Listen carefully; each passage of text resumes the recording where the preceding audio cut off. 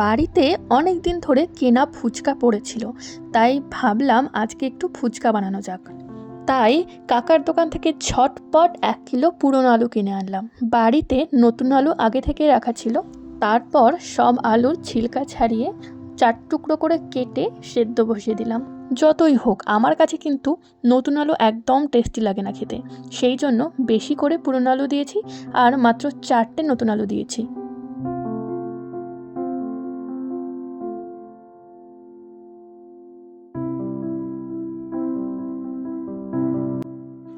মটরটাকে সকালবেলা উষ্ণ গরম জলে ভিজিয়ে রেখেছিলাম।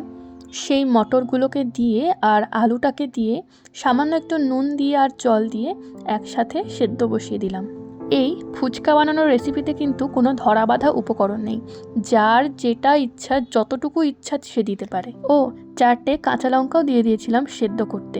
সেদ্ধ কাঁচা লঙ্কার গন্ধটা কিন্তু অন্যরকম লাগে, আমার তো বেশ ভালোই লাগে। তোমাদের কেমন লাগে?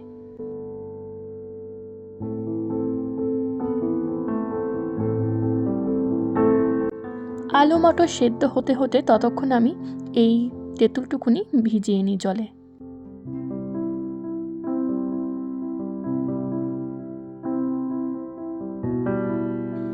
তেঁতুলটা ভিজতে ভিজতে আমি একটু কাঁচা লঙ্কা, ধনেপাতা আর লেবু ভালো করে ধুয়ে কুচিয়ে নিলাম।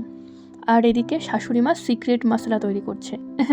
সিক্রেট কিছুই না, সমান পরিমাণে কাঁচা জিরে আর কাঁচা ধনিয়া নিয়ে সাথে নিজের পরিমাণ মতো শুকনো লঙ্কাটাকে একটুখানি কড়াইতে সাঁতলে মুচমুচে করে তারপরে গ্রাইন্ডারে গ্রাইন্ড করে নিলেই হয়ে গেল। এদিকে সিক্রেট মশলা তৈরি করতে করতে আলু আর মটর সেদ্ধ হয়ে গেছে।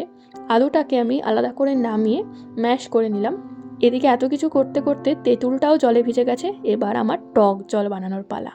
দেখো আর জিভে কেমন জল আসে শুধু লক্ষ্য করো। আগেই বলেছি এখানে সব কিছু নিজের পরিমাণ মতো নিতে হবে। আমি প্রথমে টক জল বানাই, তারপর সেটাকে পরিমাণ মতন জল দিয়ে ডাইলুট। এখানে যেমন বাটিতে টক জল বানানো, আর এই ঘটির মধ্যে আমি পরিমাণ মতন এক্সট্রা জল মিশিয়ে তার মধ্যে আরও কিছু লবণ, মশলা আর ধনেপাতা দিয়ে লেবুর রস দিয়ে বানিয়ে। এবার আলু মাখার পালা।